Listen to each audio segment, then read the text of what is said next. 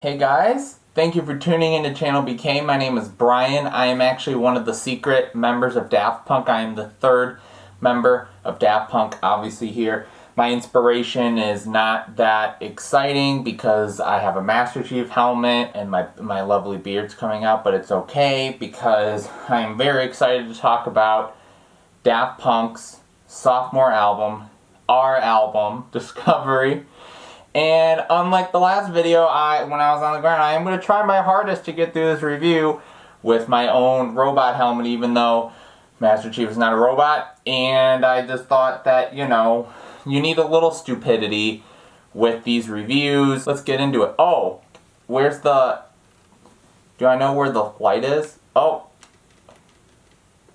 there we go. Daft Punk, or as their actual names, Thomas and Guy. They are a electronic house duo from France. This is, like I said, their sophomore album following up Homework, which came out about 4 years prior to this, and that was sort of their big break into sort of the house and electronic music atmosphere. They were bringing a lot of great sort of musicality to it. Songs like Around the World and Defunct made them huge hits across seas, across the world and the country, everywhere they could go, and that sort of led them down the path of being big and them leading their way into their sophomore album, Discovery, for them to do some different things on there that were gonna kind of shake things up a lot. Now, obviously around this time too, in the late 90s, early 2000s, even though house music and EDM music and IDM music was becoming a thing with a lot of other artists,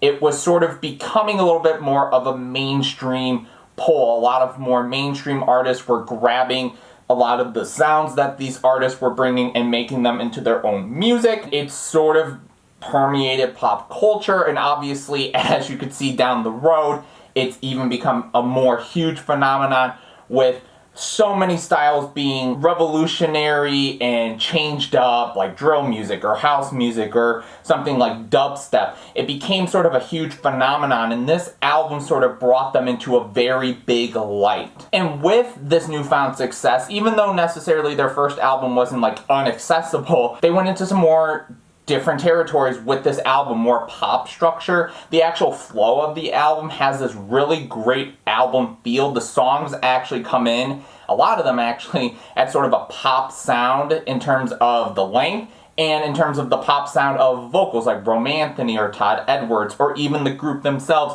delivering these vocals that are catchy and fun, and also some really cool songwriting and also simple songwriting, which I know is sort of a big problem of the group, or in terms of house music, and mainly by that is the repetitiveness. A lot of people listen to music like this and they're sort of like, oh, it's repetitive, there's not that much to it, all that sort of, okay, this is getting very foggy, so I need to take this off now. But before I fogged up, like I was saying, it definitely is a style that's not for everybody, and it is definitely something that you can understand certain things when people sort of say the musicality or even the lyrics or whatnot. But honestly, one of the things that I found so interesting about Daft Punk is even though they do fall into that a lot of the times, they still build songs with a beginning, middle, and end. There is climaxes to it. There's tension and drama to it. And the thing that I like about it as well is they do enough in terms of changing up the sound and the style to where you're interested, you're invested. And again, the flow of the album's great. And even the delivery of some of the vocals, even though they do become repetitive, they still hit you. Something like the opening, One More Time. I love the way it starts off with this twinkling, faint sound to it, and then it just builds into this great song. Again, Romanthony, as I mentioned, does the vocals on this song, and again, like, it's just a celebration track, a great way to open this album. And again, it's not necessarily like the lyrics are super groundbreaking. It's not like, clearly they're kind of the same thing all over the place, but about near the end of the song, before it gets to the final climax, there is a great sort of slowdown, and Romanthony's vocals just come through very gorgeously, and I love them so much. And again, it's the passion, it's the energy, it's the emotion. Yes, there are times on this album where you might kind of be like, okay, this is a little repetitive or kind of just nerving to the ears, but it's still great. It sounds great. I think there's so much on this album that is so much punchier, well refined, and just really gorgeous. The follow-up song, Aerodynamic, is a little bit, again, it's more in sort of a punchier vein. I love the sort of robotic guitar riff on this song as well, and I love how it goes into a spacey finale about the last minute. Again, robotic is gonna be the thing that I say probably a lot in this review, and I apologize, but we know the iconic Daft Punk look. The robot heads, as I was trying to be funny with, and obviously I'm not that funny. But this is the album where they incorporated it, and vocally there's a lot of roboticness to it. There's a lot of roboticness to the sounds of some stuff, and again, it's the sheen over the album that fits this aesthetic and this style, and it's done in such a great way, and it brings a lot of character to it. Something like Digital Love, which is the follow-up song. The vocals are delivered in a more robotic tone, but the lyrics are still good. I love sort of the romantic song nature of it. I think this is one of the more, obviously, more emotional, sort of slower, smoother tracks to it. And I don't want to necessarily say slower, but it definitely has more of that kind of feel to it. Especially the fact that there's like no bass line at all, thumping, until like a minute 45, I believe, into the song, which I thought was very interesting. And again, this album does so many interesting things with transitions and build-ups and slowdowns and breakdowns,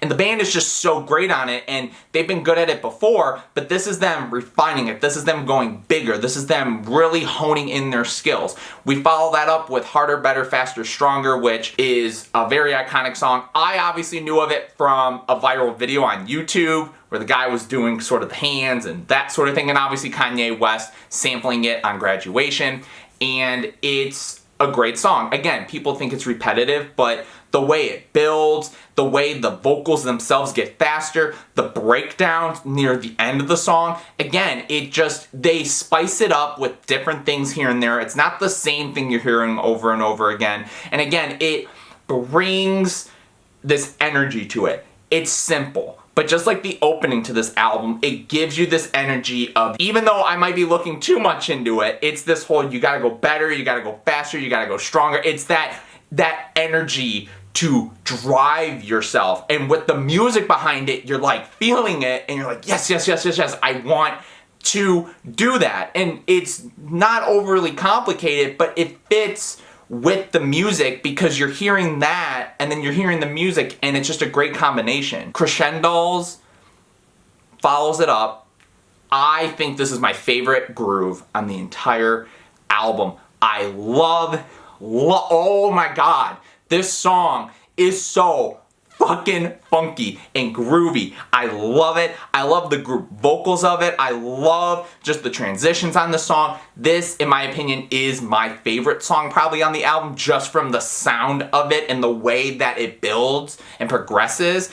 It's so good. Night Vision is a nice way to sort of have a nice soft interlude to break up the intensity of the first couple songs of the album. But then we move into Superheroes, which I will admit is definitely one of the more repetitive songs in terms of the ear on here. But I do love the snare drum that intros into the song itself. By the end of the song, vocally, you kind of are just invested by how crazy and over the top and just swooping they are, even from the repetitiveness of the lyrics.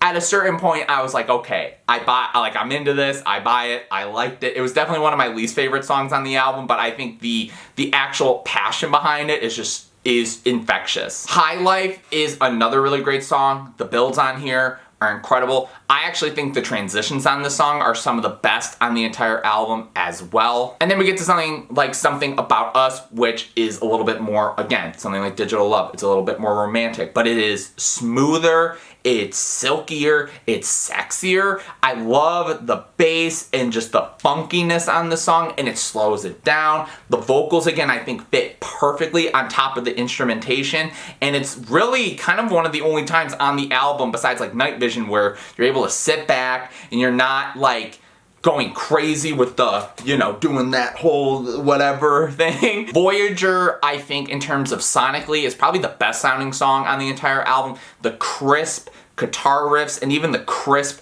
drum pattern and bass line on here, I think, is incredible. And the spacey synths, oh my god, they just they layer the song incredibly. This whole album sort of has that spacey feel to it, and it definitely is amazing on here as well, which is followed up by, I think, the best example of that, which is Vertus Quo, if I am pronouncing that correctly. Sounds like an NES game.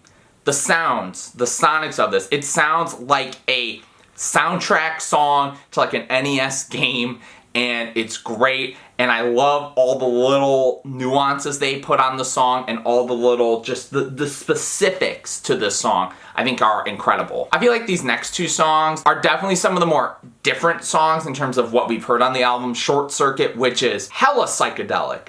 Super psychedelic. The psychedelic vibes on this song are just infectious and incredible. And then Face to Face with the Todd Edwards vocals are incredible. I love it. This has a little bit of kind of a disco vibe to it, and it comes sort of out of nowhere. And again, them building sort of these pop songs, these pop structures, but not necessarily getting rid of what makes them Daft Punk, and the interesting stuff they're doing with it sonically is incredible. And then Romanthony returns for Too Long, which to some people it might be.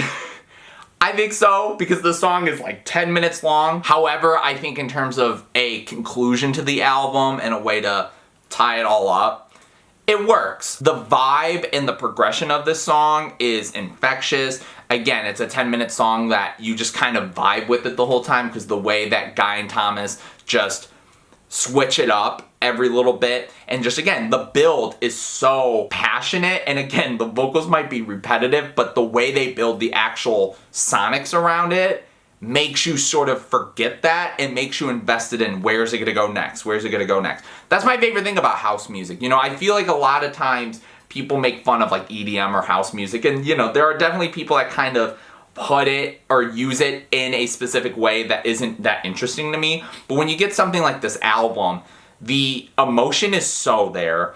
I think a lot of the simplicity works great for me, and it's just such a fun listen. You never know what to expect. Like, these guys bring so much diversity to the album, and you never know what you're gonna get.